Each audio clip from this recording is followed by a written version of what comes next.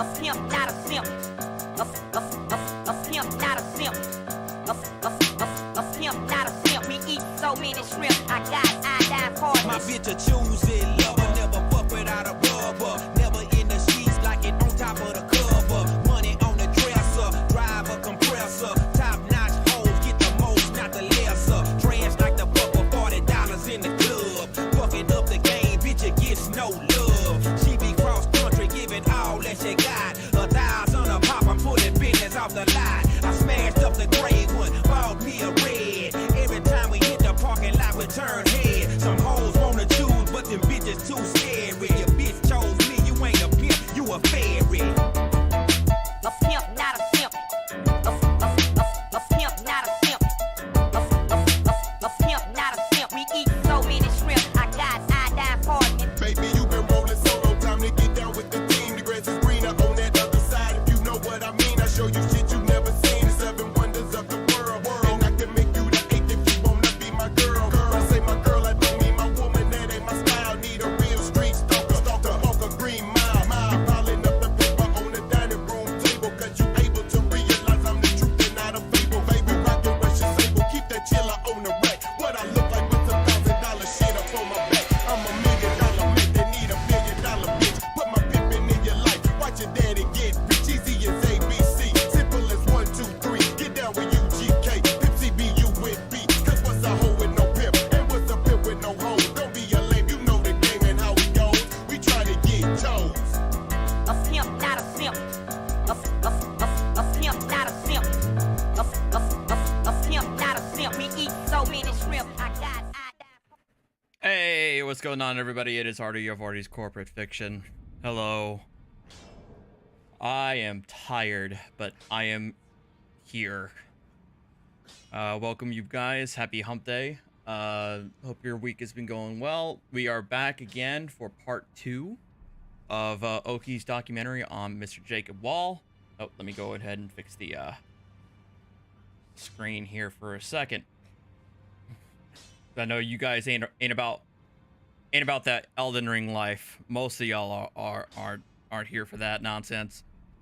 So we're gonna watch part 2. It's actually a bit longer than part 1, so a little more content. But hello everybody: Kelly, Gary, Oscar, Hikari, Alana, Alpha, Jassa, Jelly, Goosebumps, Biggs, Billy, or Bill, Cameo, Colony. I think it could be OKI or OKI. I don't know. Maybe.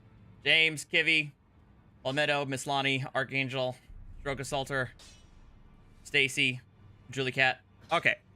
We're gonna get this show on the road while I continue to try to get good. I do want to ask, as part of the stream, I want to ask you guys what I should do tomorrow. Hank's Corner, I see you. Anthony, Patty. I want to see what you guys' opinion is on what I should do tomorrow. I have two options here. I'm off work Friday, so I'm wondering if you guys think I should, on Thursday, I could try Drunk Souls, which is where I play Elden Ring, and every single time I die, I have to take a drink.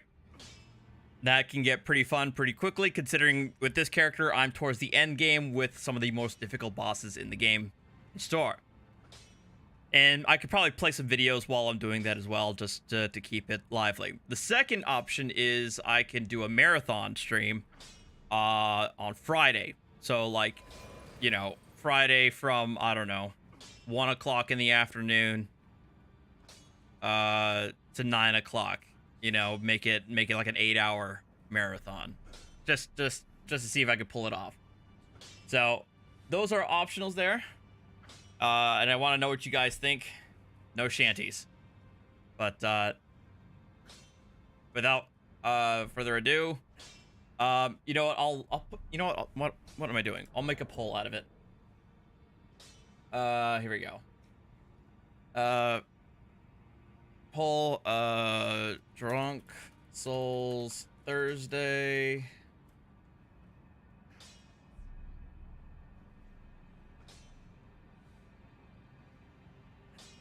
What should I do? And then, oh, there we go. Drunk Souls Thursday.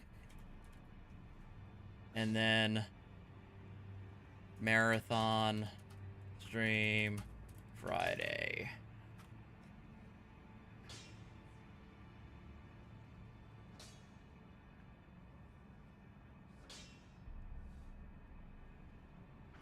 All right, there we go.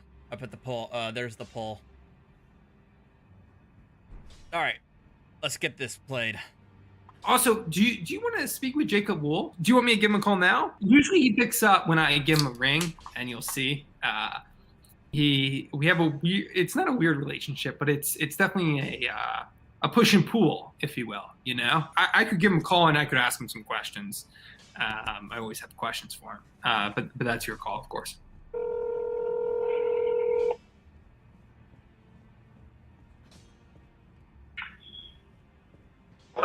Hey, is this Mr. Wohl? This is he.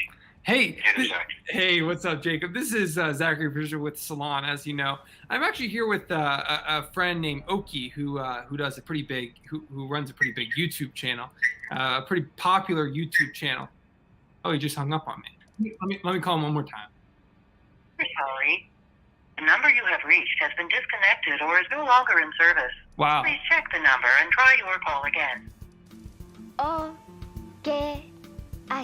Unfortunately, what you just saw was the closest that I came to speaking with Jacob Wohl. Although I've tried everything that I could to contact him, I understand that I can't force him to speak to me if he doesn't want to. However, I was able to speak to several people who've spent years covering Jacob Wohl, which gave me a lot of insight into his character. If you don't know who Jacob Wohl is, be sure to watch my first video about him called Documenting a Modern Psychopath. Just click the link at the top right of the screen. So who are these people that I interviewed?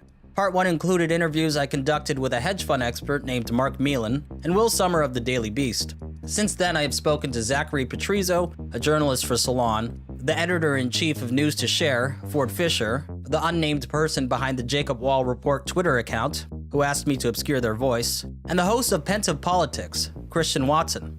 Before speaking to them, my theory about Jacob Wohl was that he behaves the way he does only because it garners him attention and fame. Also because he's addicted to going trending on Twitter. Here's 2 clips where he says so himself. Your life aspiration, you say, is to be rich, famous, and I quote, attended to by the public. What does that mean, Jacob? Well, you don't just want to be famous, you want to be thought about at all times. Great. Really? It makes me feel so happy. It's like See here. Exactly, Sean. All right. I want to be trending artist. What can we do to go trending here? Okay, so If I'm not trending, I'm not happy. It's like I have. It's somebody else just agreed with somebody tweeted my quote about the lion. That's great. Okay. Some agreed with my theory, others did not. The great unanswered question about Jacob Wohl is, why does he do this? This is a guy who's 22. He's got his whole life theoretically ahead of him. And yet he spends all his time kind of making himself an internet laughingstock and potentially going to prison. And I don't know, really. I mean, look, he obviously loves attention. I don't think there's any question about that. I think he loves playing the heel. I think he loves people just like driving people crazy. But at the point where you're opening yourself up to lawsuits, where you might go to prison. He is just the absolute maximum of any publicity is good publicity. And I don't Paul, think I would say cares sociopath. who he hurts along the way or what he has to do to get that publicity. I would say minimizing it to the attention thing, though, I think there are a couple other layers, right? The idea that they're trying to just get attention, they just like their face on the news, it's hard for me to imagine that they'd go this far to accomplish that. Still, I was bothered by the notion of cataloging all of Wohl and Burkman's bogus smear attempts and giving them attention by doing so. I didn't really have this concern when I made the first video, since it was largely focused on Wohl's financial crimes. So I asked them the question, why cover someone like Jacob Wohl? Sure, no, absolutely. I think it's important to remember that Jacob, while he does want attention, that it's important to cover these things because they are making it into the mainstream. We would potentially see a robo scheme. We would see illegal activities that just went unnoticed, right? We would see them partaking in things that are illegal and are against the law. And I think that's when, a journalist's responsibility really kicks in to cover the wrongdoing. Sorry, Mandy. Really, you shine a spotlight on that. The main thing that they do is attempt to perpetrate frauds. And so I do think that it is my job to sort of go there, document that, and challenge it to the extent possible. Attention seekers, if they're good, are going to get attention. That's just the truth. You can't stop that. But just because someone wants attention does not mean you should deny it to them if what they're doing warrants attention. So if someone is just being an attention seeker for a very empty or meritless cause, okay, ignore them. Don't give them don't feed the fire. But if they could actually affect certain things, they could actually try to determine the course of a presidential election or a primary, or they could possibly impact a candidate or someone of importance's life or someone of non-importance's life, then you need to address it.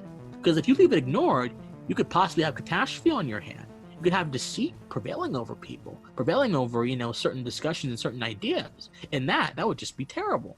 What you're about to watch is the product of the most frustrating experience I've ever had while making a video. I came so close to scrapping this project many, many times, but I finished it for 2 reasons.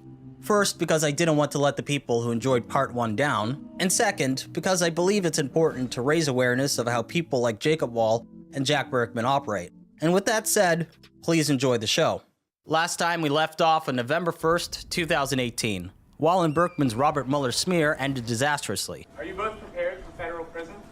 No. And they were pretty much laughed out of their own press conference. Let me tell you that. I think Jacob is a child prodigy that has eclipsed Mozart. That's You can't even open an E-trading account. Despite that, Jacob Wohl got something he desperately craves. Attention. He can't even open an E-Trade account. That's the real question. Are we trending? I'm sure we're trending. Only 2 weeks later, he was trending on Twitter once again. This time it was due to his strange clash with the equally attention-starved American attorney, Michael Avenatti. Well, again, I'm not going to get into the details. I know who that is. But Jacob, if you're watching, I'm coming for you. In March 2018, Michael Avenatti received international media attention for representing porn star Stormy Daniels in a lawsuit against Donald Trump. Stormy Daniels signed a non-disclosure agreement and accepted hush money to remain silent about an alleged affair she had with the former president. Avenatti sued Donald Trump on her behalf to release her from her NDA. Soon, Michael Avenatti was everywhere. As Matt Taibbi of Rolling Stones magazine notes, Avenatti had 254 cable appearances in 2018, including 147 on MSNBC and CNN alone in a 10-week period. Lately, to me, you're like the Holy Spirit. You are all places at all times. He was celebrated by liberals for his brash and unapologetic style. Avenatti soon became a presidential hopeful, the Democrats' very own attack dog and answer to Donald Trump. His tough guy posturing could be seen in his tweet announcing his run for president, which ends with #FightClub. However, Avenatti's Christ-like status in liberal circles began to dissolve. This occurred after he inserted himself in the Brett Kavanaugh hearings, claiming to have sworn testimony from an unnamed accuser, which the accuser later denied. Then Avenatti was arrested for domestic violence on November 14, 2018, after allegedly assaulting his girlfriend. LA prosecutors declined to file domestic abuse charges against him. Minutes after Michael Avenatti's domestic violence arrest was announced, Jacob Wohl tweeted, "Surefire Intelligence strikes again," suggesting that Surefire Intelligence was behind Michael Avenatti's arrest. Michael Avenatti responded with, "First Mueller and now me. When we are fully exonerated, I am coming for you. Jacob Wohl, aka Surefire." Jacob later denied making the tweet. Instead, he claimed that an associate did it on his behalf and added that he thought it was funny. He then tweeted, "I just filed a police report about Michael Avenatti's threat. Thank you to the brave men and women of law enforcement." Michael Avenatti was eventually found guilty on February 14, 2020, on 3 counts of attempted extortion in an unrelated matter involving the sportswear company Nike. Well, today, a jury in New York convicted him of trying to shake down Nike for more than $20 million. Prosecutors say Avenatti threatened to expose the company and demanded millions of dollars. He claimed that Nike bribed amateur basketball players. After his brief run-in with Avenatti in November 2018, no one paid much attention to Jacob Wohl for the next few months, a fact that must have eaten away at him. To celebrate the new year, Jacob edited together a 31-second YouTube video of well-known broadcasters saying his name, simply titling it Jacob Wohl, and adding to the description, 2018 was a great year for Jacob Wohl. Jacob Wohl? Jacob Wohl. Jacob Wohl. Is that how you pronounce Jacob it? Wohl. Jacob Wohl. Jacob Wohl. Jacob Wohl. He believes that Wohl is behind the allegations against Avenatti himself. If I was Jacob, I would not be sleeping well at Okay, who is Jacob? Jacob Wohl. That something big was coming, and Jacob Wohl. He's a guy named Jacob. Kind of demonstrates what kind of personality this guy has when he makes a compilation of every single time a media personality says his name. Wohl. Did Jacob Wohl Teamed up with Jacob Wohl, a sort of equally notorious young man. Manager, a Trump supporter named Jacob Wohl. 2019 began and Jacob Wohl was attention-starved. His ravenous appetite to be noticed went unfulfilled during the first month of the year, and it was not for a lack of trying. In fact, all of his attempts failed to gain any real traction. He unsuccessfully tried to start a campaign to impeach Ruth Bader Ginsburg. He also claimed that United States Senator Cory Booker sexually assaulted a man in a bathroom. Additionally, he claimed that Kamala Harris was not a natural-born citizen and therefore could not run for president. But finally, on February 11th, 2018, Jacob Wohl caught the buzz he was looking for after starting a petition to remove Ilhan Omar from the House of Foreign Affairs Committee, which gained 270,700 signatures. Capitalizing on the hype, he teamed up with convicted felon and former #StopTheSteal spokesperson Ali Alexander, whom I've actually personally met, but that's a long time ago. That's like ancient history for me. But yes, I personally met with Ali Alexander, as well as Laura Loomer, who is best known for handcuffing herself to the doors of Twitter HQ in protest of being banned from the site. The trio traveled to Minneapolis claiming that they would expose Ilhan Omar on the unproven claim that she married her brother. Ilhan Omar is a politician serving as a United States representative of Minnesota. Rumors persist that she married her brother in order to sidestep immigration laws. Omar married Ahmed Noor Saeed Elmi, a British citizen, in 2009, and the two separated in 2011. To date, there has been no documentation proving or disproving that Elmi is Congresswoman Omar's brother. Omar has called the speculation illegitimate and disgusting lies. Whether or not she's committed immigration fraud is unknown, but one thing's for sure, Jacob Wohl would not be the one to solve the mystery. Jacob Wohl's investigation of Ilhan Omar was as farcical as you'd expect. Along with Ali Alexander and Laura Loomer, he traveled to Minneapolis, tweeting and live streaming his every move. According to Jacob, Cedar Riverside, Minneapolis was a no-go zone full of Antifa and jihadists who wanted to behead, bomb, and murder him. We were afraid that we were going to be tailed. We were afraid that Ilhan, the jihadi Omar, would send somebody after us and tail us. Let's not mince words here, you guys. Ilhan Omar would love nothing more than to watch a bomb go off in the United States. Ilhan Omar would love nothing more than to watch another 9/11 happen in this country. To believe Jacob Wohl's description of Minneapolis, you'd think that he was venturing into the Battle of Fallujah. He wore a bulletproof vest, claimed that he was traveling with a security detail, and collected donations to ensure his safety on a website called jihadilhan.com. So, we have professional security. In fact, I'm riding with them right now. And we also have, drivers, you name it, cars that are protected. And so I feel pretty good about our security situation because you guys have funded us through. I think you just implied that they're driving in armored vehicles, or okay. Jihadilhan.com. We have veterans who are very competent. Yeah, sure you do. Career military professionals that know what they're doing, that are going to keep us safe and keep us from being slain. It's actually hilarious how much Jacob tried to paint Minneapolis as the caliphate or something. Here's one of his tweets. Just left a no-go zone in Minneapolis. One of the friendly local Somali men asked me, "Are you trying to get killed?" Now, if you're not familiar with Minnesota, you don't know how this works, but The Islamicist forces here have taken over sections of the respective police departments They in have almost every Sharia area. police in Minnesota now. There are men who walk around in orange vests that say Sharia police in some of these Somali communities, and they are enforcing Sharia law. Although they claimed to have armed guards, there wasn't any proof that they did. It was clear that they were lying about it, and even Jacob couldn't help but laugh when asked about it on a live stream. We've got a top-notch security team here to get us around, get us from point A to point B. They're right here and right here behind the camera. You can't see them. And we've been going from point A to point B in convoy, armored cars, you name it. Later, he posted a picture of his badass team of security professionals, and as you can see, they don't exactly look professional. This guy's wearing fucking Crocs. During their escapade in middle of Minneapolis, winter, too. Jacob Wohl starred in a documentary shot by a media outlet called Culture. I really want to show you clips from this documentary, but I'm fairly certain my video will be copyright claimed if I do. You should watch it though, especially if you want to see Jacob Wohl, Laura Loomer, and Ali Alexander aimlessly walk around Minneapolis with Hans Zimmer-esque music blaring in the background.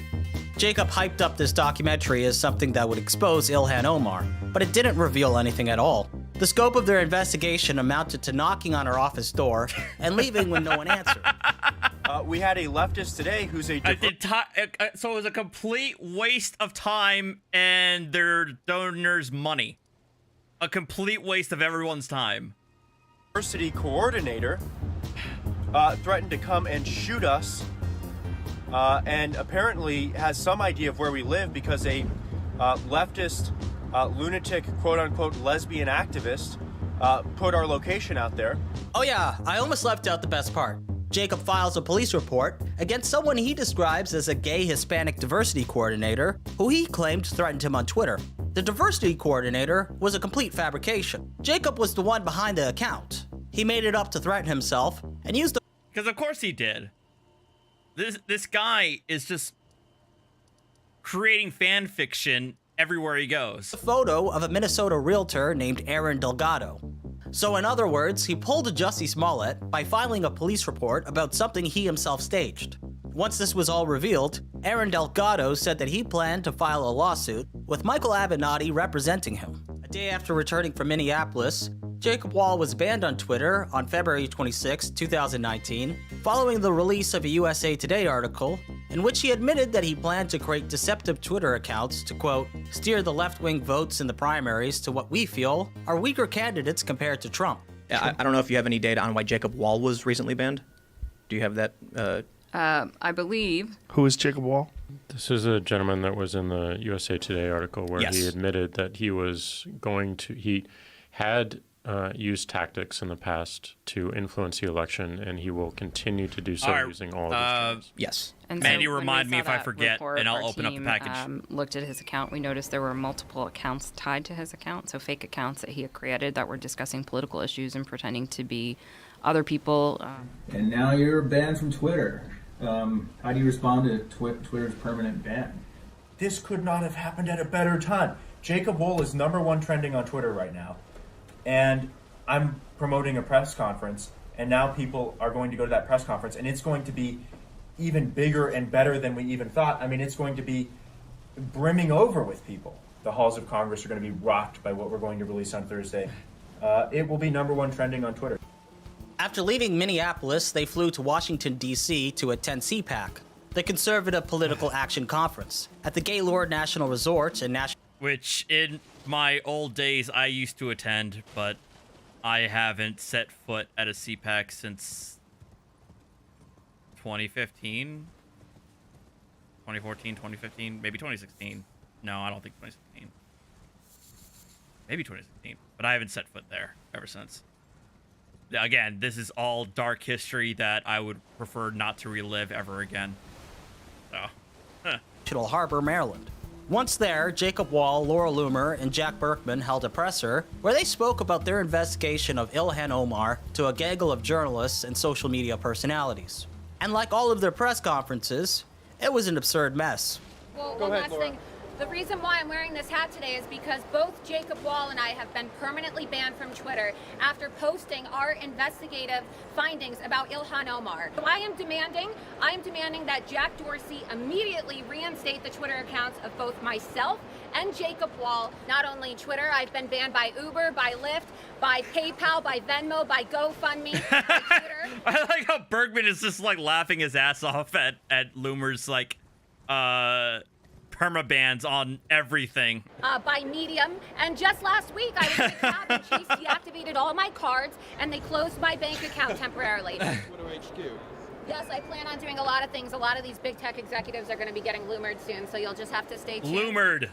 You know, as you know, my protest in which I handcuffed myself to the front door of Twitter headquarters in New York City was tremendous. It was the #1 trending topic on Twitter. I didn't even have a Twitter account. I out-trended the President of the United States and Putin, so you can expect a lot more of this. And loomered is now a verb. I would point out Webster's has taken it as a verb. Yes. Jacob's next attempt to create a stir was on April 16th, 2019, when he and Jack Burkman held a press conference at their headquarters, 1599, which is Jack Burkman's Arlington, Virginia home. They promised to expose the largest scandal in NCAA history. Only 2 reporters attended the press conference. One of them, Dave McKenna. Only 2 reporters attended this monumentous press conference. And you would think that at this point they kind of figured out that their reputations are in such shambles that they would just knock it off. Because if they're only getting 2 members of the media going to their press conference at this point, they gotta know what's the point? They're wasting everybody's time. But no, they continue on. Wrote an article titled, "Jacob Wohl and Jack Burkman wasted my time, but on the bright side, they wasted theirs too." During the presser, Wohl and Burkman spoke of corruption in college basketball and claimed that Adidas was operating an underground criminal operation which bribed and intimidated college athletes. Jacob Wohl said, quote, "What Adidas has is, at the localized level, a network of thugs, in most cases current and former gang members, who they use to go and menace families and coerce them into doing whatever Adidas wants them to do. Sadly, there's no footage of this event. And anyway, it ended up being a nothing burger compared to the subsequent press conference, which took place only a few days later." Now to a story making national headlines. Tonight, we're talking to the Ferris State University student in the middle of a claim that he was sexually assaulted by a Democratic presidential challenger who now says it was all made up. In early April 2019, Jacob Wohl befriended one of his fans on Instagram, a 21-year-old gay Republican named Hunter Kelly. Hunter Kelly had previously interacted with Jacob's Instagram posts, and one day he was surprised to find that Jacob followed him back. That same day, Jacob DM'd him a question. "Do you want to be part of a political operation?" Hunter Kelly said yes, and soon Jacob bought him a plane ticket to Baltimore. Once Kelly landed in Baltimore, he was greeted by Wohl and Burkman, who drove him to Jack Burkman's house. Upon arrival, they presented him with a document to sign. It was a draft of a statement that said the former mayor of South Bend, Indiana, Pete Buttigieg, sexually assaulted Kelly in February in a hotel in Washington, D.C. Hunter Kelly was under the impression that he was flown out to talk about how he, as a gay Republican, could help Donald Trump win the 2020 election. Jacob told him that he was instead being recruited to be part of a task force to smear Pete Buttigieg set up by Donald Trump's administration. Although Hunter Kelly refused to cooperate with the plan, Wohl and Burkman had already written a fake Medium post under his name, alleging that Pete Buttigieg sexually assaulted him. They also created a fake Twitter account impersonating him, and used it to share the Medium article. Following that, Jacob's father David Wohl retweeted it, as well as the Gateway Pundit. That same day, Pete Buttigieg was asked about the allegations during a Q&A. He said, "Oh, I'm sure it's not the first time somebody's gonna make something up about me. Politics can be ugly sometimes, but you have to face that when you're in presidential politics." The article generated a lot of interest and buzz. However, most were skeptical. Some pinpointed it as being the machinations of Wohl and Burkman. Hunter Kelly claimed that when he confronted them for posting the allegation under his name, Burkman tried to sue them by telling him that he had become a star and that people were eating him up. He promised Kelly that his involvement in the scheme would lead to a lavish lifestyle. According to Kelly, they even promised to buy him any house that he wanted. They spent the day trying to convince him to go through with the scheme. They got him a haircut, a caramel frappuccino, and a Subway sandwich. Still, he wanted to back out. When he expressed that, they told him that You mean to tell me that buying him a Starbucks and a Subway sandwich was enough to bribe him into faking or falsely accusing somebody of assaulting them? Perish the thought. Leaving was not an option. Kelly said that they pressured him to sign the statement. And after what he described as 45 minutes of coercion, he finally did. Hours later, Kelly denounced the Buttigieg allegations on his Facebook account, writing, "It's important for everyone to know that I was not sexually assaulted and would never falsely accuse anyone. To keep it brief for now, I was approached by a political figure to come to DC to discuss political situations from the standpoint of a gay Republican. When I arrived, they discussed Pete Buttigieg and started talking about how they would be working a campaign against him. I went to bed and woke up to a fake Twitter, @RealHunterKelly, and an article that I in no way endorsed or wrote. I have since left and am working on a formal statement to give to everyone, including the Buttigieg family." Kelly told reporters that when he wanted to leave, Wohl and Burkman wouldn't let him. So he pretended to fall asleep, packed his things, and called his sister to come get him. Wohl and Burkman denied Hunter Kelly's statement. I think Hunter's a very fine young man. I don't understand why he's now telling these lies. I think it's because people got to him. Maybe it's people in the Democratic Party. Maybe it's his colleagues or friends or family. I don't know who. It's probably Democrats. It's the powers that be. In 2019, Wohl and Burkman held a presser at 1599 in which they tried to prove the allegations were true and that Hunter Kelly was scared off by outside pressure. Well, we're not lying. We're telling you the truth. One thing that he received throughout the day was any number of threatening calls. We could hear them on speakerphone. We don't know who they were from. We have no idea, but there were a lot of people calling him, trying to talk him out of telling his truth. And that went on all day long. And that no one was coerced, no one was even so much as encouraged to take it. Nobody was there at the conference except for the garbage men. And this is a video that we feel speaks and says a lot. Nobody cares. You're going to see, and this is just a minor detail, is that he's got a Starbucks caramel frappuccino in front of him on the table. Okay. Now, Hunter had come with us earlier in the day, and he had wanted Starbucks. So we took him to Starbucks right around the corner. We're also working on getting that tape as well. He walked in, he got his caramel frappuccino.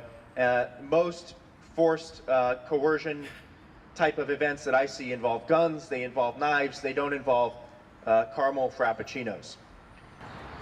Jared. Can I ask you about this setup? It's kind of confusing why we're talking up to a balcony and there's the screen here. What's the mindset? Clarity. The only goal of this is clarity. We wanted you to be able to hear us clarity. It was later revealed that they tried to stage a fake protest of the press conference, but could not drum up enough interest for people to sign up.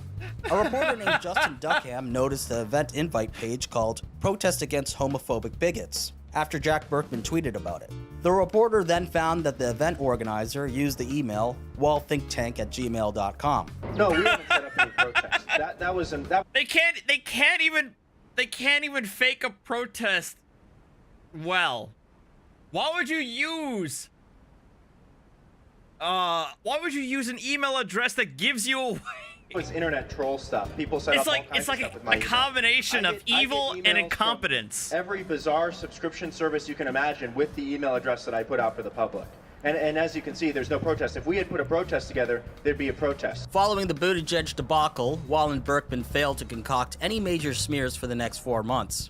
Instead, news of their behind-the-scenes activities surfaced.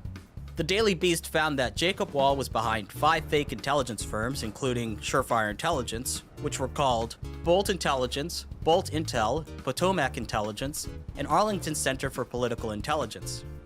An advertisement for Potomac Intelligence said that the firm offered services like corporate espionage, political opposition research, the planting or killing of news stories, and counterintelligence. Why anyone would advertise their corporate espionage firm in the classifieds, along with adverts for carpet cleaning and local mechanics, is anyone's guess. It was also discovered by the Daily Beast that Wohl and Burkman were pitching investors on a $1 million plan to create fake news stories in order to manipulate political betting markets.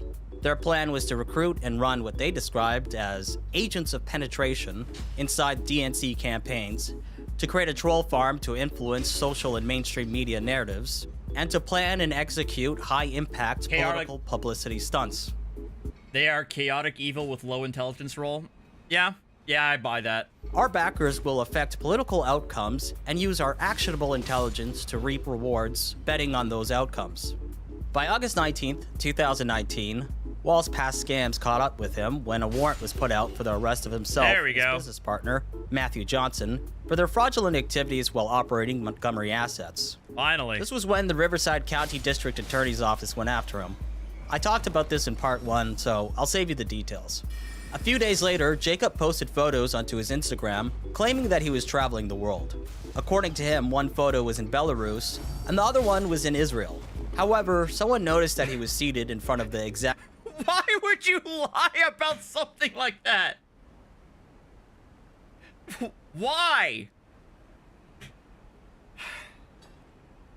same fence in both photographs, which led to a lot of people mocking him online.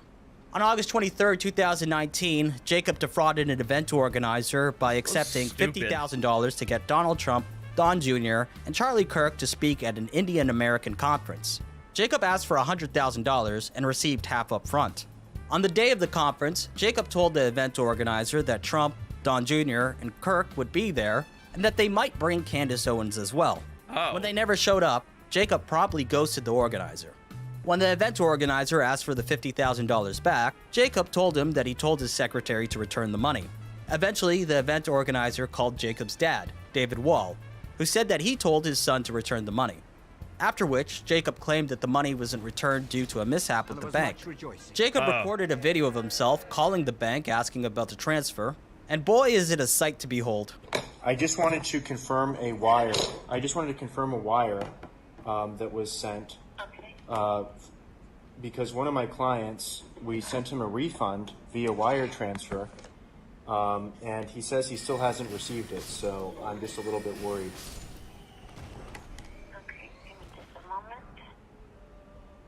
Okay, it looks like it has not been worked. Somebody should be reaching out to you to confirm the wire. Oh my God, you guys, I need it sent. Can they reach out, like, right immediately? Oh my God. Oh no, how could this happen? What no? Oh no. Jesus. I saw better acting from Jodi Arias. We're going along as they're coming in, so we do have an hour and a half to work on it. This has caused me a tremendous hassle today because my client thinks that I'm trying to rip him off or something. And, okay, well, they're going to call me soon to confirm it and then send it out? Yes, sir. Okay, well, listen, I don't mean to sound angry at you. I don't mean to sound angry at you. It's just, you know, it's been a massive trouble for me. All right, sir. All right, thanks. Please, if you can expedite that, please do. Oh my God. Thank you. Bye-bye. Yes, sir. In the end, Jacob only returned $30,000 of the $50,000 he owed. In late September of 2019, an unnamed member of the U.S. intelligence community released a complaint about an attempted cover-up of a call between Donald Trump and the president of Ukraine, in which Trump requested that he investigate Joe and Hunter Biden. The leaker was dubbed the Ukrainian Whistleblower. On September 26, 2019, Jack Burkman offered $50,000 to anyone who could conclusively provide the identity of the whistleblower. On October 1st, they declared that they knew the whistleblower's identity and held a press conference. Unsurprisingly, the press conference ended up being a total waste of time. Now, many people have called us hit job artists, smear artists, things like this. None of this is true. I know you don't think so, but what we do is thoroughly apolitical and fact-based. I know you don't think so, but it's the truth. Wall and Burkman claimed that they couldn't release the name of the whistleblower until they were able to review the legalities of doing so with their lawyers. Out of due deference to our government, we have a lawyer reviewing this before we release the name. So we cannot release it today because we have been asked not to do so. And of course, we will defer to the government if they feel there are national security or other concerns. So we have a lawyer reviewing those laws as we speak. Then they said that they would release the name within 24 hours. It's all coming out. You won't be disappointed. In the end, they never did. I mean, it was Caroline Cass, Hunter Kelly. Now it's this. What's that? me ask you a question. Don't you think this is a noble initiative to force the name of the whistleblower out? Do you really like, you in the media, do you really like this kind of clandestine government and clandestine society? Oh my God. This is being done in darkness. Oh, shut the fuck up. Henry VIII. I'll turn that question around and ask it to you. Do you like a country like that? Do you like a capital like that? That's not a good situation. That's like Star Chamber.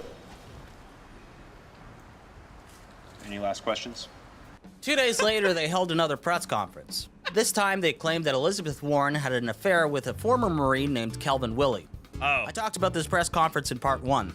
Kelvin Willie claimed to be a male escort working... And now, finally, we come full circle to the very beginning. The Elizabeth Warren allegations. We're finally back here, boys. ...for an agency called Cowboys for Angels. The CEO of Cowboys for Angels denied that Willie worked for him and said that he was not up to caliber to work at the agency. Yes, he says Star Chamber. Implying that he wasn't good looking enough. Kelvin Willie also claimed that he served in Afghanistan and that he was a recipient of a Purple Heart. But records obtained by the Daily Beast showed that although he was in the Marines from 2014 to 2016, he was never deployed to Afghanistan, nor did he receive a Purple Heart. Describe your service in Afghanistan. So my service in Afghanistan, it was very early in my Marine Corps time of just getting into my unit. 2012. Unit, I was stationed in Hawaii. 1-3. 1-3. The rest you can look. It's on Wikipedia. Let me just tell you one thing. When it comes to honoring service here, we don't play around. And if you're going to keep impugning this Jess said they're public. Fighting the Taliban in Afghanistan, then you're going to leave. Elizabeth Warren responded to the smear attempt by tweeting a picture of a mascot from her alma mater with "Go Cougars" in the caption. They had a gentleman, a 24-year-old Marine, who accused Elizabeth Warren of partaking in like this weird sexcapade scandal thing, and he claimed that she was whipped, that he whipped her, and all this stuff. When claims that he met Elizabeth Warren on this site called Cowboys for Angels, and it's like this kind of like weird dating site, and they met on there and they hung out at this like DC hotel and ended up having like sex and stuff like that. Long story short, he claims that Elizabeth Warren gave him this big scar on his back and all this type of stuff. And quickly people search on social media and find out like he had a scar years before what he's claiming, and of course it all backfires. Any different than what Trump did? Well, I'll tell you what the difference is. I'll tell you what the difference is. God, The difference guys, is guys, get ready for this. This is where they're going to differentiate between Elizabeth Warren having an extramarital affair and Donald Trump having an extramarital affair. Why is one ostracized while the other is ignored? Trump is a peak alpha male. And so when you look at President Trump, him engaging in an extramarital affair, if that's even true, I don't think it is. Would be understandable, would be normal, would be average. But when you look at Elizabeth Warren, you're talking about a very frail, very old woman who's going to be hormonally challenged as it relates to the On the social media application Telegram, Jacob Wohl celebrated his victory. He once again got the attention he so desperately desired. Fellow professional moron and Capitol Hill rioter, Baked Alaska, congratulated him for trending on Twitter. There's that asshole. Cops are law enforcement. We love the military, they're important. A few days later, Jacob's name was mentioned on SNL, which he still cites as one of his greatest achievements. 8 days after the Elizabeth Warren press conference, they held another one yet again. This time to smear Kamala Harris with a bogus story about her, quote, sexcapades with a 26-year-old personal trainer named Sean Newaldis. Wohl and Burkman found Newaldis on Craigslist, where they posted a job offer for a male actor in his 20s to early 30s. Nuwaldis believed that he was participating in a show being developed by the defunct channel Spike TV, which had already been off the air for 2 years at that time. Nuwaldis also thought that the press conference was performance art, that the people who attended it were actors, and claimed that he didn't know who Kamala Harris was.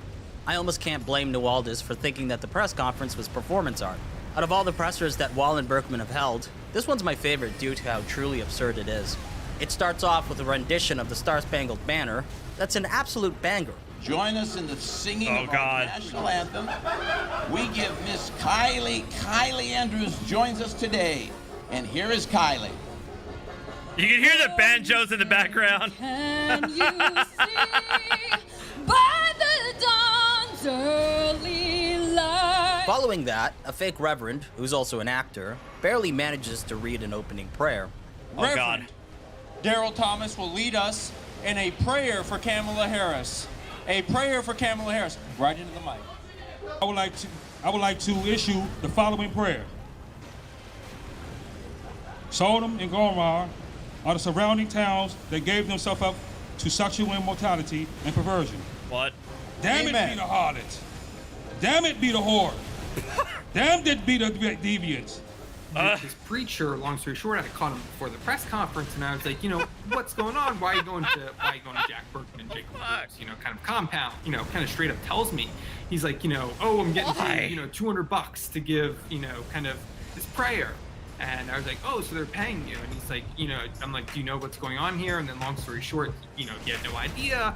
So there were kind of like signs that this was completely bogus and this was all kind of a scheme. Halfway through the press conference, Jacob Wohl pretends to be served with a fake cease and desist order from Kamala Harris. Needs and desires. Hang on. What is this? What's going on here? Theater! This is the... It's all theater. Sir? From the outside. Hang on. We've been served. From the outside. Hey, Jack. To the Kamala Harris 2020 campaign. We will not be intimidated. This is a cease and desist, and she's asking us to cease and desist. Let me say loud and clear, we have no intention of ceasing and desisting. We will get the truth out. The truth will come out. So yeah. I just realized this. Was somebody playing Darude Sandstorm during the press conference? I think I heard that too.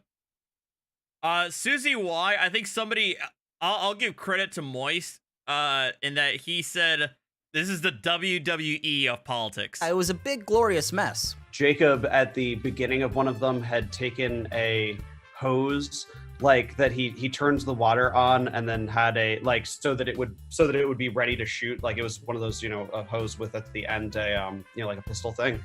I think he's having it available so he can shoot water at people, right? So Well, as soon as they handed out the press release, I kind of snuck behind their little car here and turned off their hose.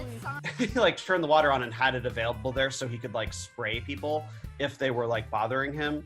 And at one point he actually like tried to do that. I think they like threw a donut at him or something, and he was like, that's it, I'm gonna get the hose. I can't hear you. You got to tell this guy to stop or I'm going to spray him.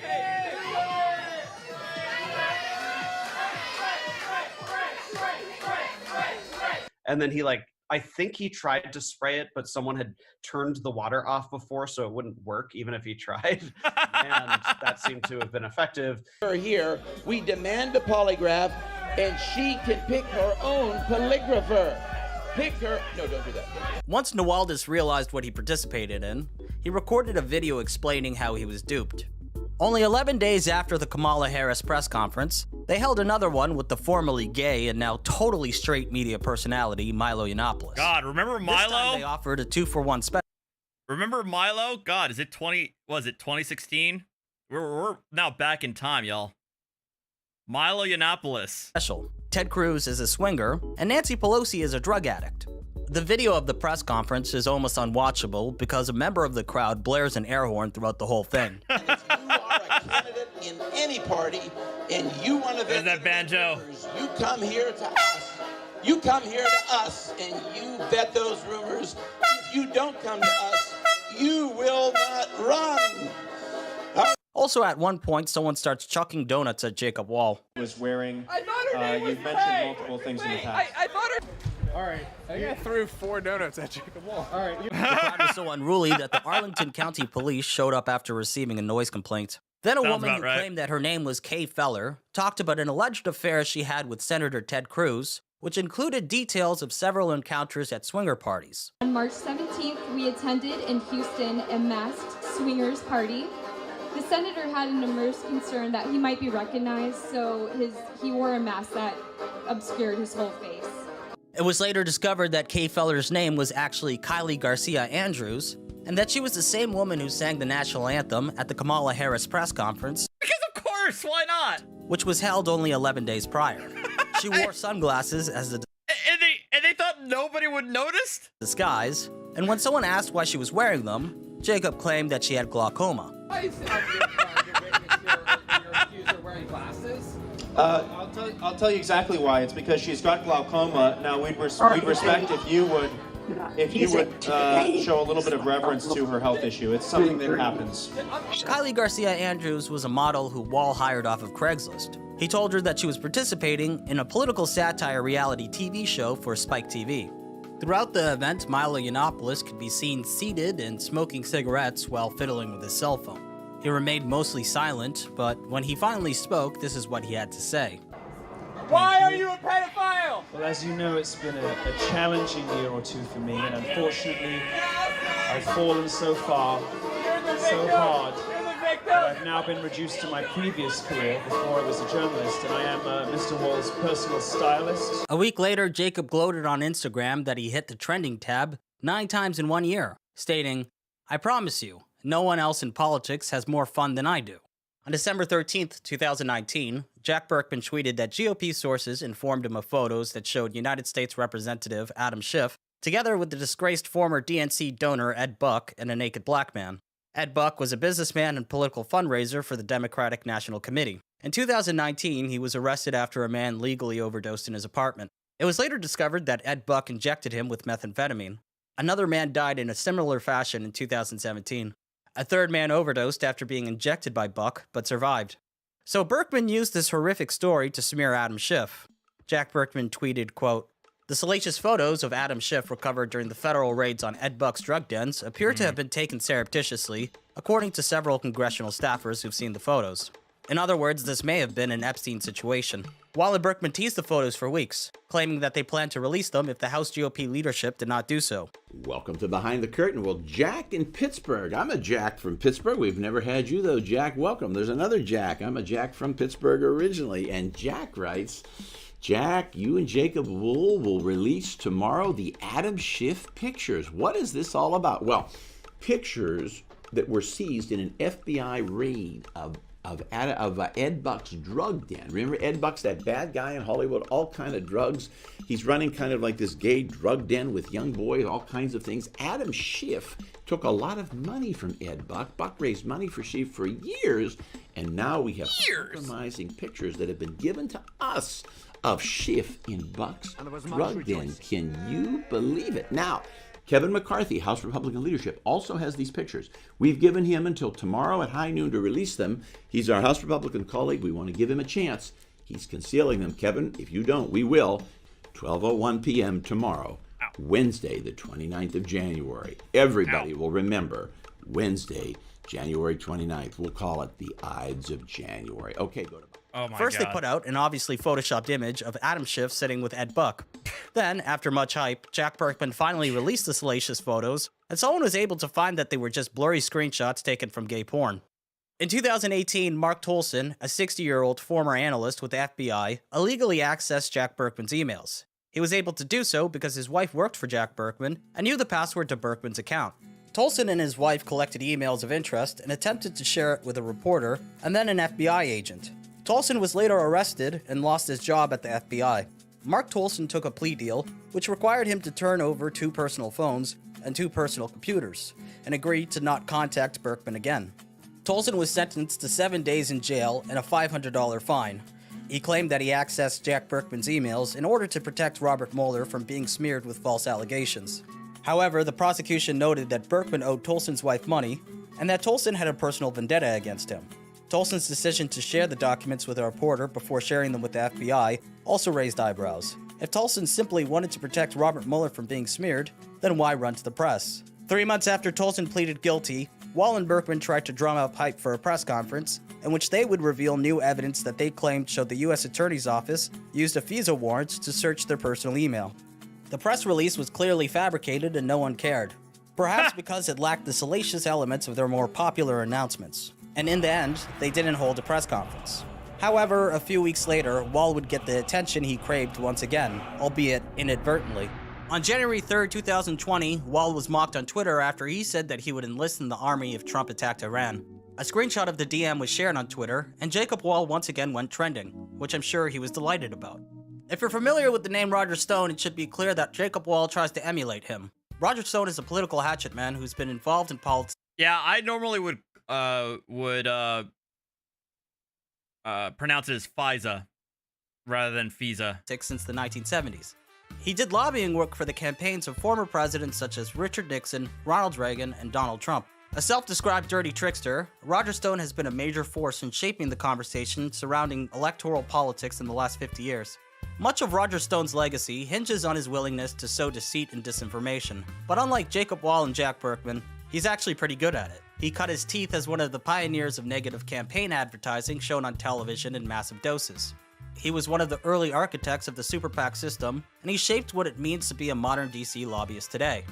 Roger Stone describes himself as an agent provocateur who is fine with achieving his political goals by utilizing distortions and half-truths. Through his willingness to use dirty tactics, he has gained infamy. As Ed Rollins, a Republican political consultant, said, Roger was always a little rat. For most of his career, Stone managed to remain within the confines of the law, but in 2019, he was arrested and indicted for lying under oath about his knowledge of Hillary Clinton's hacked emails prior to WikiLeaks publishing them.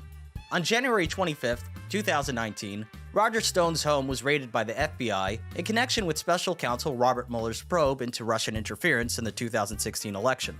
Stone was arrested and charged with 1 count of obstruction of an official proceeding, 5 counts of false statements, and 1 count of witness tampering. A year later, a jury convicted Stone on all counts. He was eventually pardoned by Donald Trump on December 23, 2020. Wohl and Burkman tried to insert themselves into Roger Stone's trial, first by creating a donation fund, then by releasing sealed jury questionnaire documents.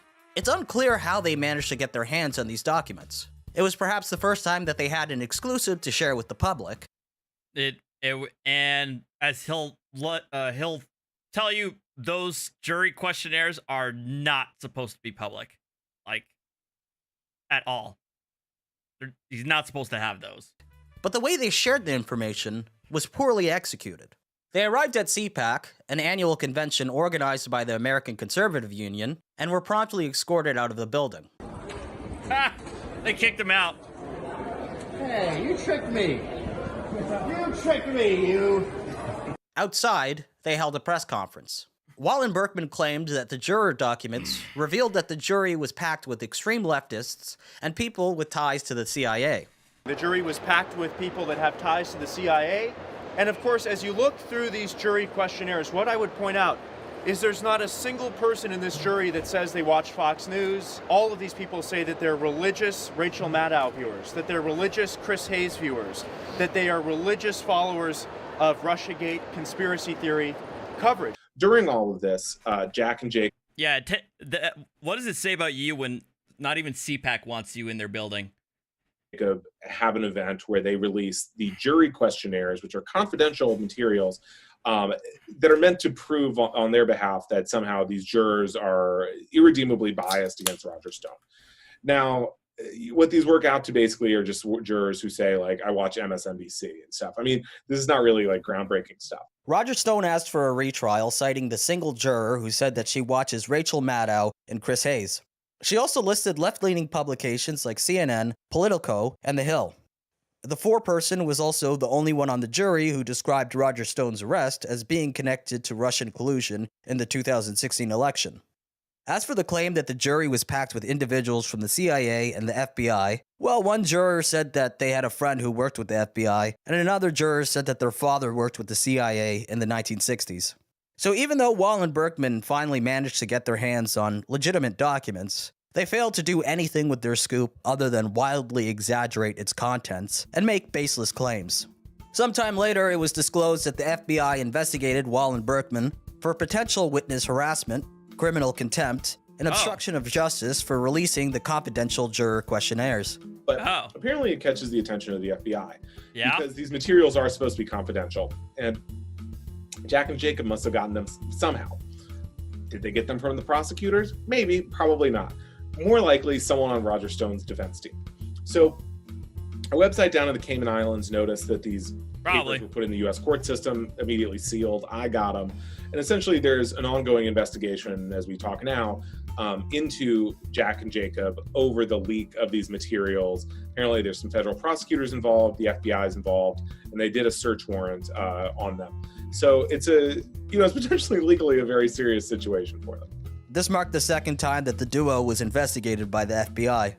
The first investigation took place during the Robert Mueller smear. Before you started, but you are releasing the names of all 12 jurors. That's right. The names of all the jurors are here. Make no mistake. Speaking, right? And their information, their full questionnaires. Only 2 of them have actually put their names out to the public. So you're basically how the public is going to have the rest of them.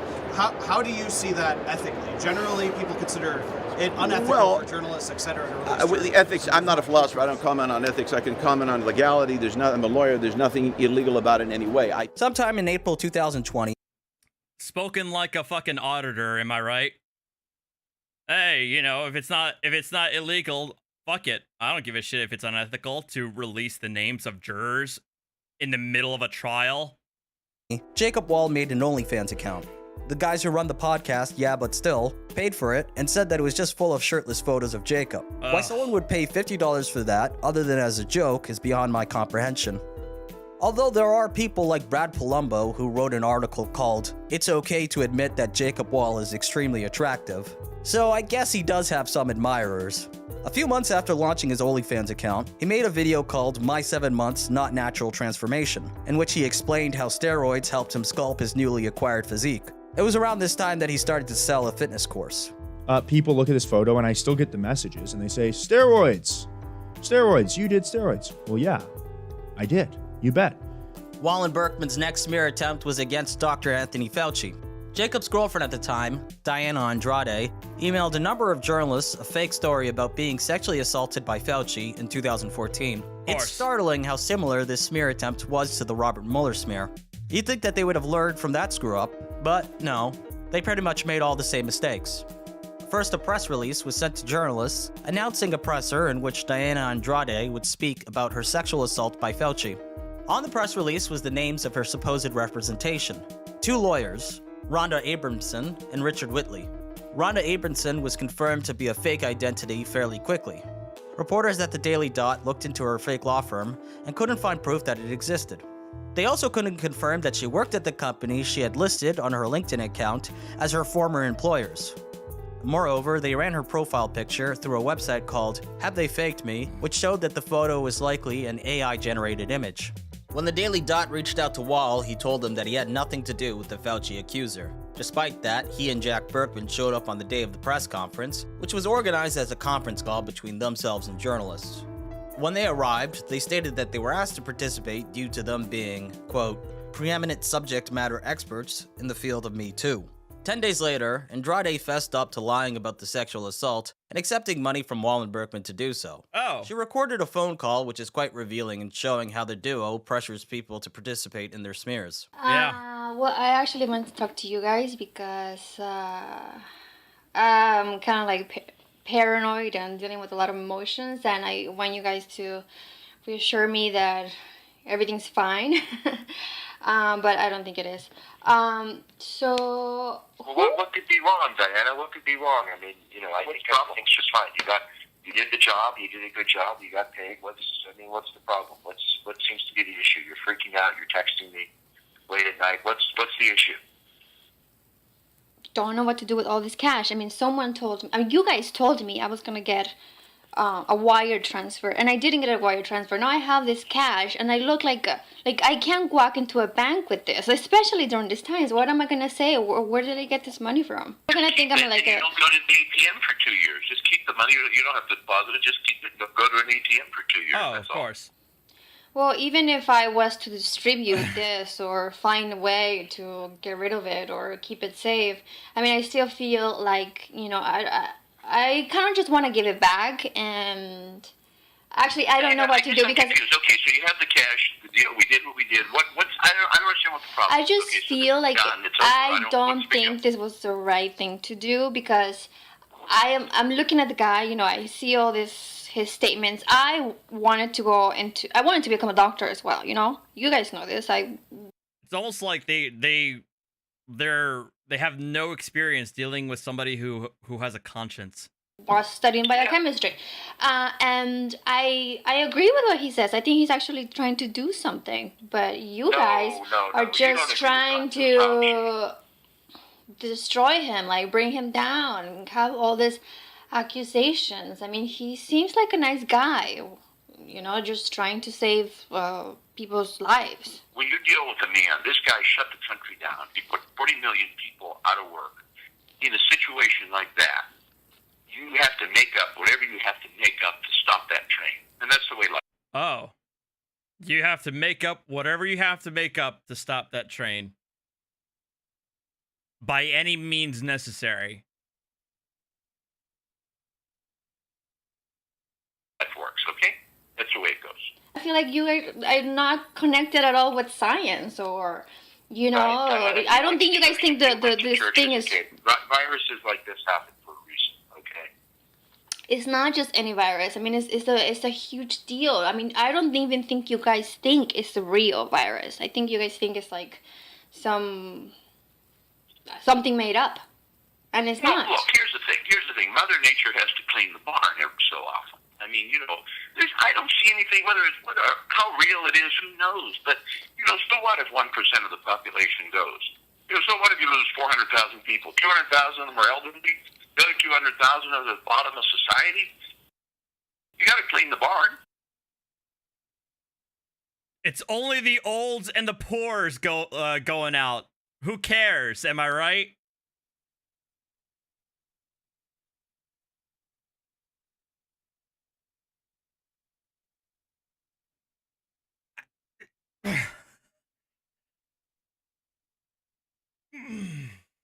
So what? If it's real, it's a positive thing, for God's sakes. You were readily volunteering for this.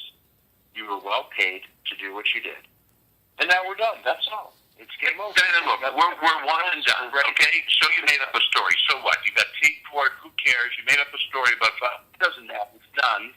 And that's it. That's all there is. Don't talk to anyone about this. Not your parents, not anyone. And it'll be fine. Okay. And is Dr. Fauci fine? I mean, is everything going to be fine with him? The hell with him. The hell with him. So what? So what? You made up a story. Grow up, for Christ's sake. I mean, Jesus Christ. Come on now. Sometime later, Wall Burkman and Diana Andrade called into a radio show, and it's a fascinating listen. None other than Jacob Wohl joining us right now on the line. Jacob, I appreciate you coming on. How are you? Hey, what's up, Jacob? Yeah, I'm here, guys, and it's great to join you on the show. And also with me, I thought it would be great. I have Jack Burkman as well, and I have Diana, the girl who yesterday blew the whistle. She joins us here on the phone as well. Diana, I appreciate you coming on. I guess I will start with you. All the reports came out yesterday that you claim that you were paid by Jacob Wohl to lie and say that Dr. Fauci sexually assaulted you. Why did you say that, and what can you tell us about it? No, I did not say this. I did not say I this, think he's. and this If he hasn't been disbarred already, Michael, I would be very, very shocked. didn't happen. So you were not sexually assaulted? No. So how are you connected to Jacob Wohl then and Jack Burkman? I'm completely confused because all the reports that came out in the last several days. I'm also mildly perplexed. I am. All the reports that came out yesterday are claiming that you were told that you were paid to smear Dr. Fauci, and now you're telling me that this sexual assault never happened in the first place. So I'm extremely confused. What's the truth here? I was paid to lie, but I didn't lie. What? So who paid you to lie? I'm not sure. What? Well, okay. Let me jump in. No. I'll let you jump in a second. Hold on a second, Jack. Hang on a second. You're telling me. You say that hold on a second. That she took the money. JD, she took the money and didn't follow through with her to the agreement. You got to let me.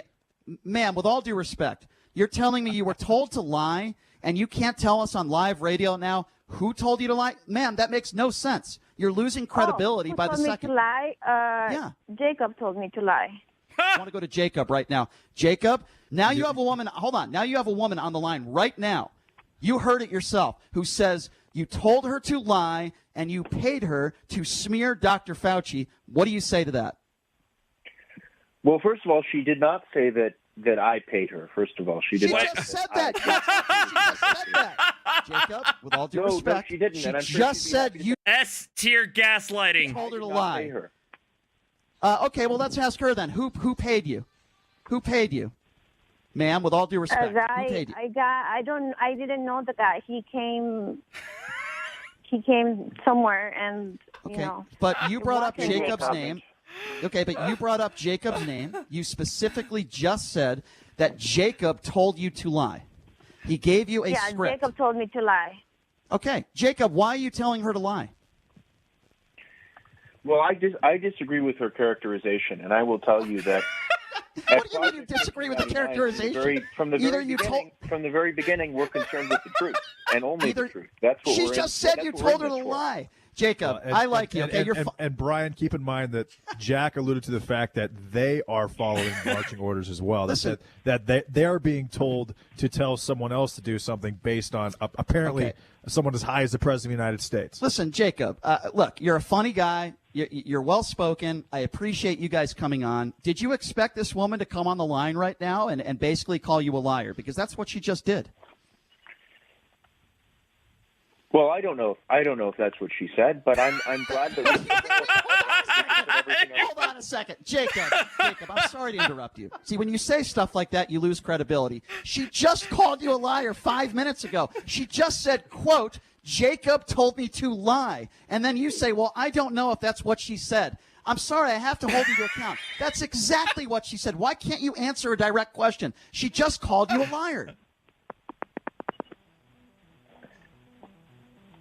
You have nothing to say for yourself. Like I said, I don't agree with that characterization. I don't think that's really what she said. I think that On June 3rd, 2020, Wohl and Burkman put out a press release in the midst of the riots caused by the death of George Floyd, which said that they would assemble 800 attack dogs for defense of the suburbs. Of course, that never happened. They also visited protests to own the libs by yelling at them to go home with a loudspeaker. You're very overweight. Please get out of the road. These idiots around, man. You are ordered to disperse. Go home, dude. Vicious dogs are on the way. Donald Trump is your president. On July 2nd, 2020, Wohl and Burkman held a press conference claiming that they were paid $20,000 to defend Ghislaine Maxwell, which turned out to be another lie. There is no person that walks the earth today that is a bigger victim of Jeffrey Epstein's than Ghislaine Maxwell.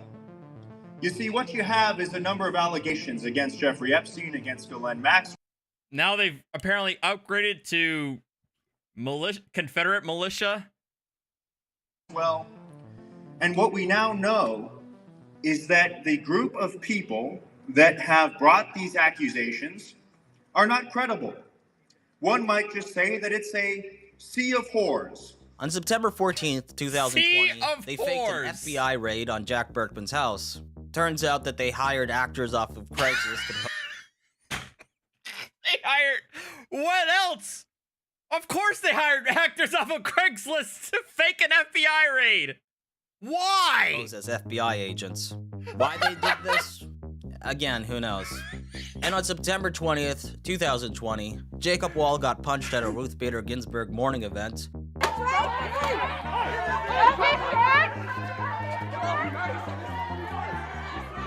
The next day, he went on social media to whine about it a lot. On August 3rd, 2020, Merritt Corrigan, a former deputy White House liaison for the U.S. Agency of International Development, was fired after she posted homophobic tweets. Our homo empire could not tolerate even one commercial enterprise not in full submission to the tyrannical LGBT agenda. For too long, I've remained silent as the media has attacked me for my Christian beliefs, which are shared by the majority of Americans. Let me be clear. Gay marriage isn't marriage. Men aren't women. The United States is losing ground in the battle to garner influence through humanitarian aid, because we now refuse to help countries who don't celebrate sexual deviancy. Meanwhile, Russia and China are happy to step in and eat our lunch. And again, in another tweet, she wrote, I watched with horror this week as USAID distributed taxpayer-funded documents claiming we cannot tell someone's sex or gender by looking at them, and that not calling oneself cisgendered is a microaggression. I'm not cis anything. I'm a woman. Corrigan announced that she would appear at a press conference held by Jacob Wohl and Jack Burkman to discuss, quote, the rampant anti-Christian sentiment at USAID. Corrigan never attended the press conference. Instead, hours before it was meant to take place, she claimed that Wohl and Burkman kidnapped her. She released a statement that said she didn't make the tweets that got her fired, and that Wohl and Burkman forcibly took her devices to do so.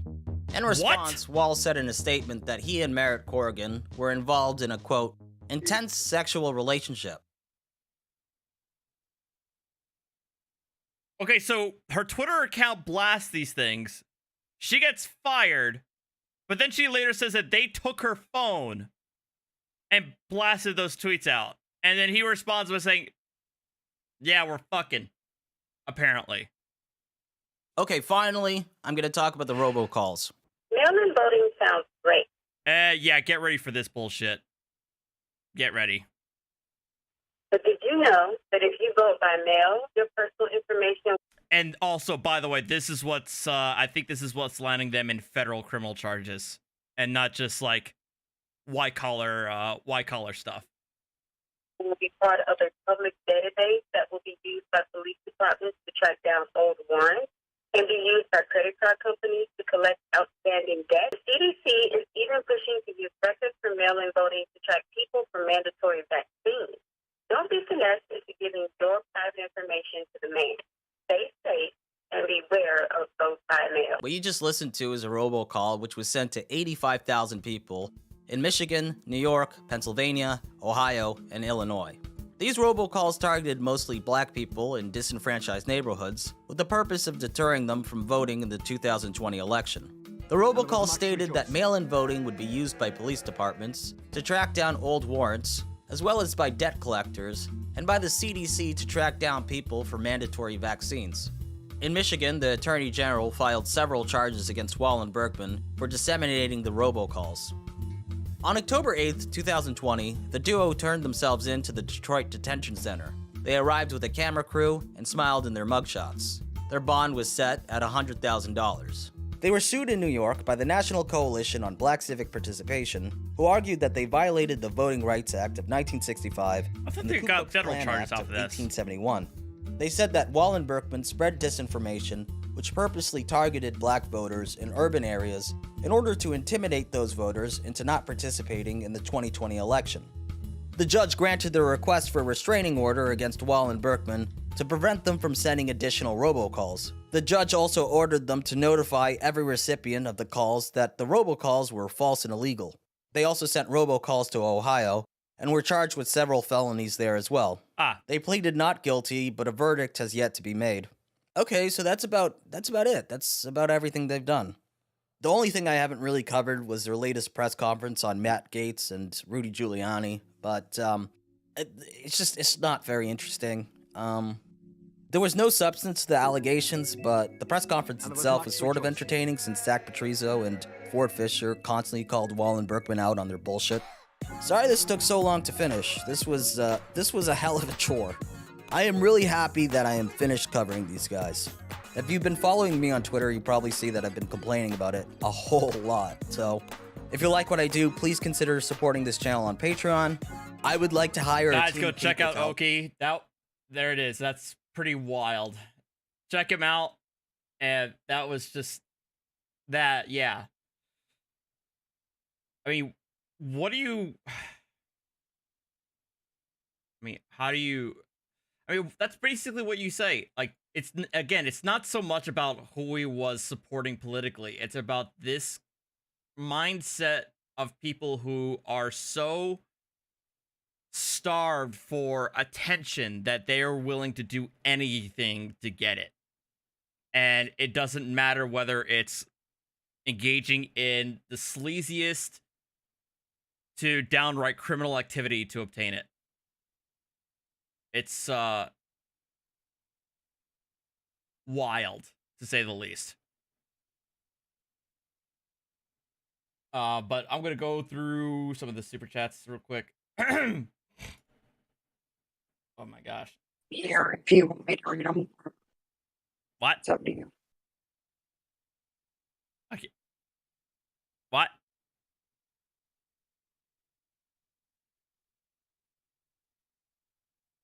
Anyway, You're breaking up.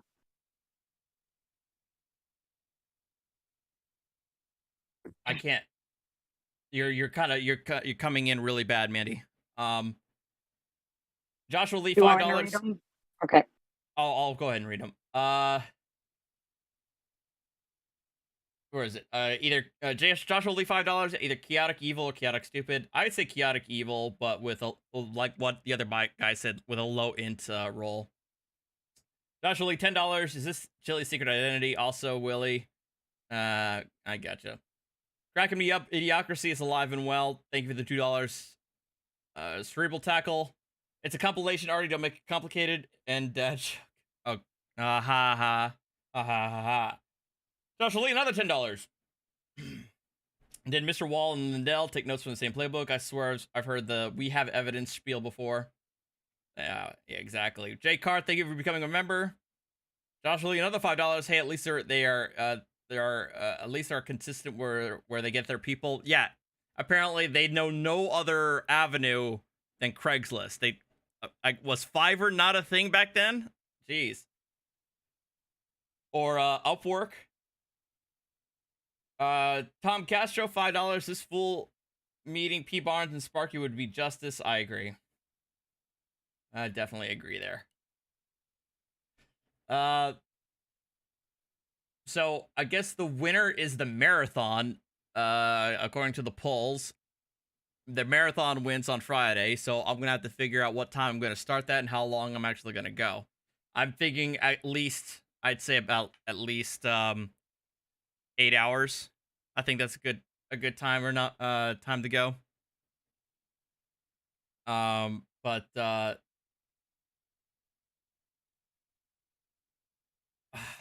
you know what? I should probably save this for the thingamabob. But I feel like I have to watch it ever since I saw it go to my feed and somebody posted it on my Discord. I haven't seen this yet, so I'm very, very curious about it.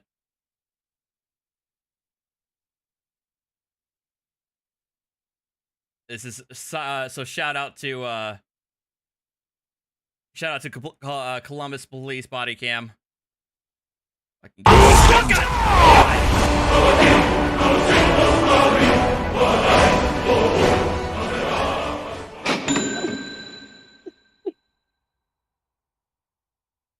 Thank you, Doug. Allegedly. Waiting for the freaking robot. Allegedly. There it is. Thank you, Doug, for the $100 super chat. You know, I can always rely on you to wake me up, you know, in the middle of a stream. Am I right?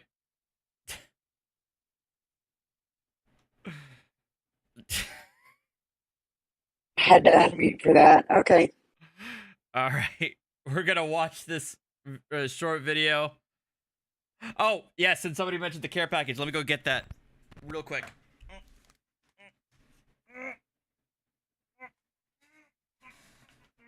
While he's coming back, guys, don't forget about his birthday coming up. I'll post his P.O. box in the stream.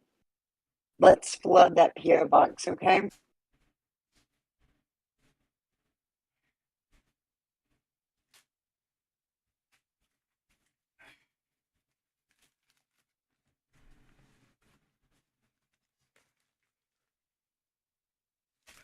Thank you, Doug. It's always appreciated, man. You know that. Despite the look on my face of pure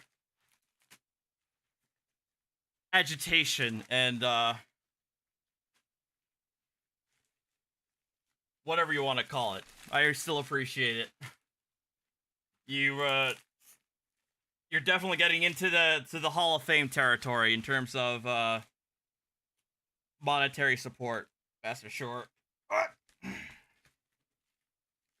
right, I'm opening this up the wrong way. Come on now.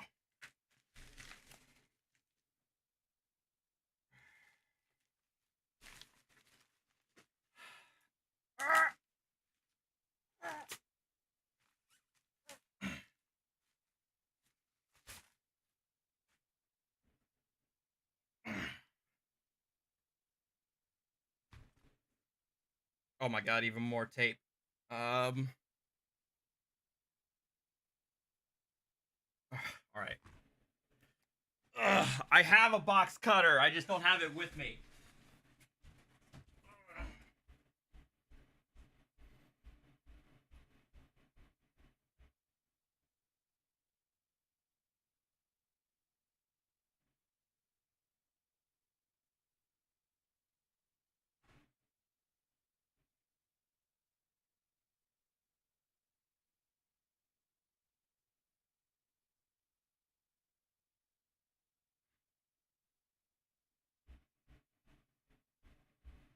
I can't find a box cutter, so you know what? We're just gonna improvise here.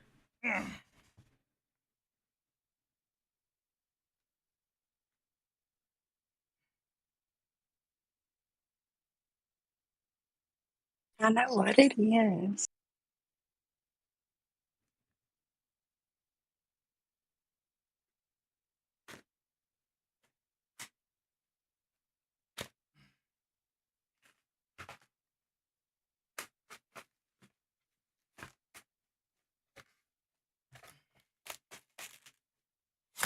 All right, what is this? More wrappings.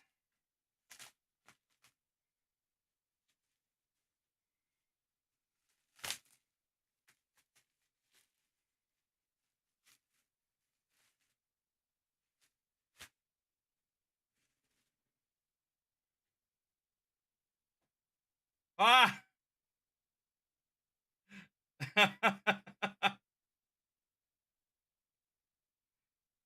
Come on, man.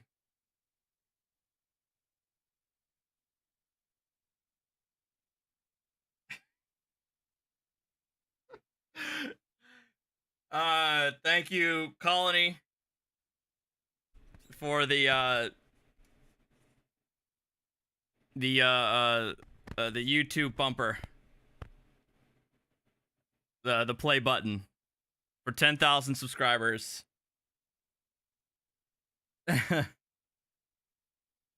I'll have to hang it up behind me next to my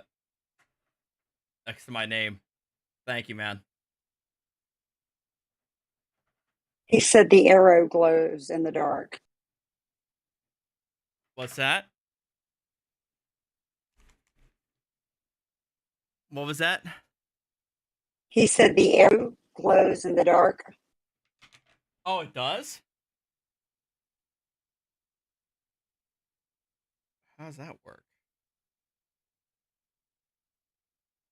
Well, let me test that out.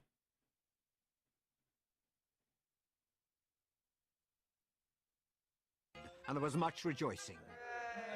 Do I gotta turn it on or something? I don't think I see it though.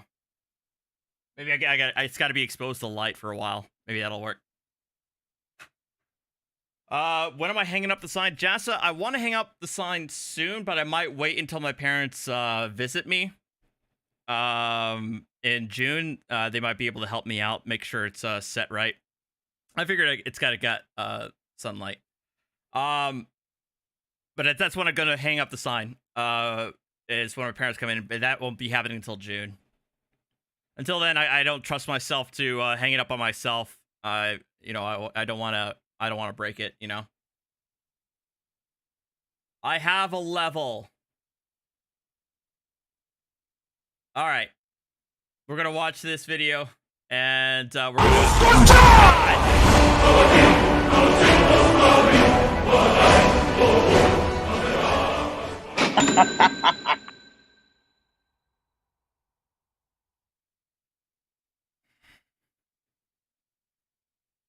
Thank you, Josh, for the $100 super chat.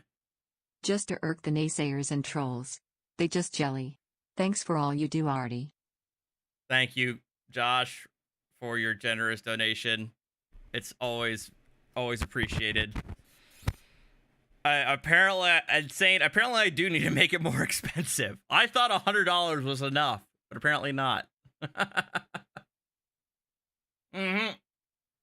Yeah, definitely glad I wasn't holding on to the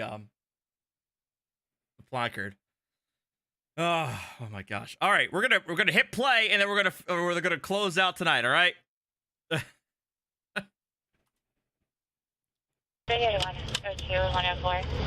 You okay?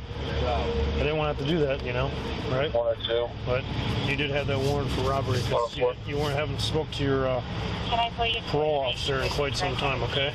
So they're going to want.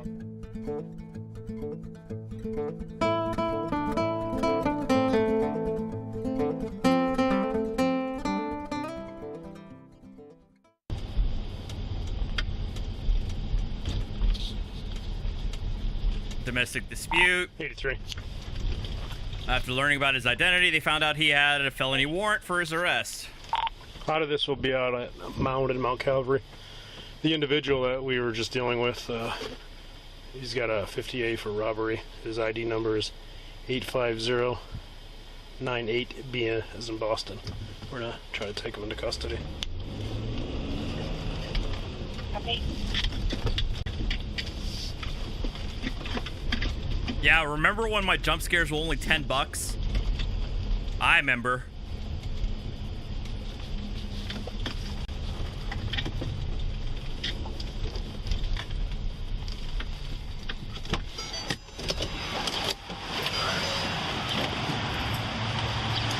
You got a warrant for robbery.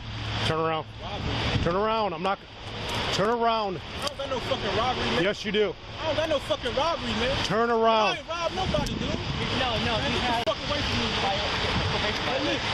83, send us some other car. Violation of nothing, man. Man, get the fuck away from me, man. I swear to God, bro. I swear to God, bro. I swear to God, bro. Yeah, I do remember that, Doug. Oh, God. Get the fuck away from me, dude. Get the fuck away from me. Taser, taser, taser, now! Get on the ground, now!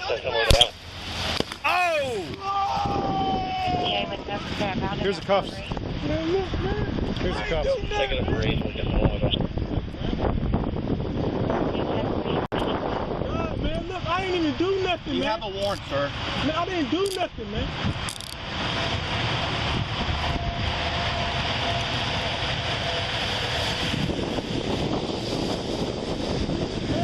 You have a warrant. I was just working for people, man. I didn't do nothing. 83. Man, You shut anyone down at 60. You sent a medic for a taser deployment and a supervisor. I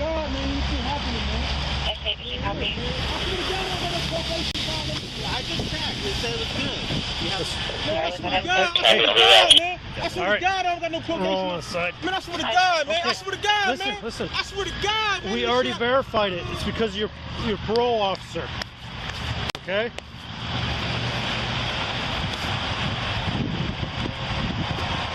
No. Yeah, stay down. You're gonna, there you go. You'd have a medic come out and check you out, okay? They shut it down or not already? They didn't say shut it down yet. They're good. You can shut it down. Everyone, we're here. They shut down the 10-3. Yeah, oh yeah, I just, you know what? No, he squared up on him, and I figured, well, you know what? Either a level 3 or a level 4, so I chose 3. Hey, buddy, you want to get up off the ground where it's warm and dry? You don't want to? You gotta sit there for right now. That's fine. Yeah, we got to get the probes out of him anyway. I'm just gonna move him over here. All right. Man, that was short and sweet. Guys, the female was very angry about this. We had a couple. Man, is it a slow day? Shit. Is it a slow day in Columbus? They got 1, 2, 3, 4, 5, 6, 7, 8, 9, 10 officers there. 11. 12. Oh wait, firefighters. So like, I guess they're medics. So subtract 3. So 9 cops there.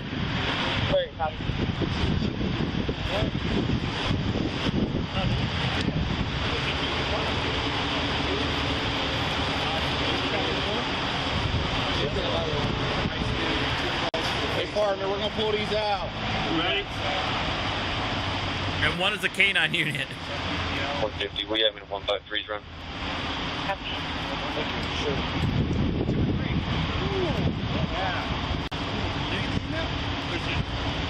Oh no, it's not paying attention. We got the email. Everybody. It's like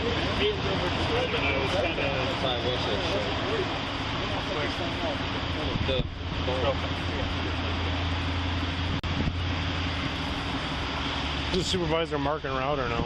Yeah, good. Clearly. Open some overtime.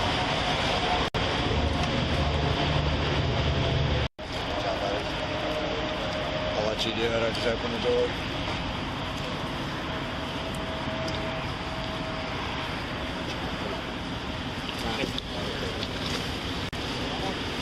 Here's your card on your seat. Appreciate it. Cards and codes. All right. A little dirty. Yeah, have a seat. I like that there.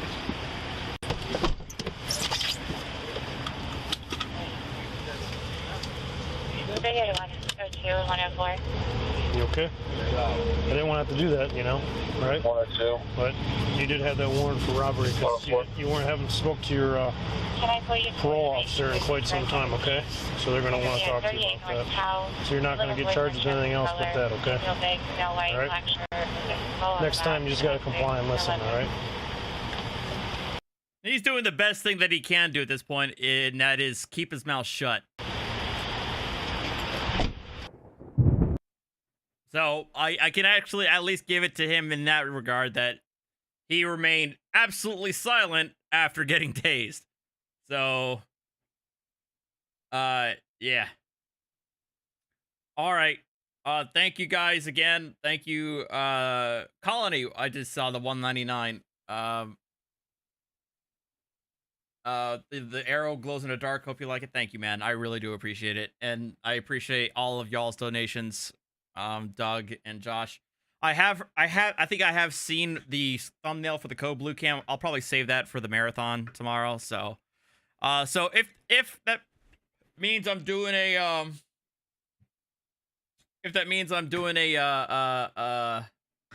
marathon, I'm probably not going to live stream tomorrow. If I do, it'll be on my gaming channel. Kind of go into Horizon for a bit. So thank you guys again. I always appreciate it. Hey, just me. Stay safe. Have a good night. And I'll see you guys next time, all right? Yep. See y'all Friday for the marathon. Check out my Discord. Hit that like button on your way out. And, yep. I'll see ya. Bye-bye.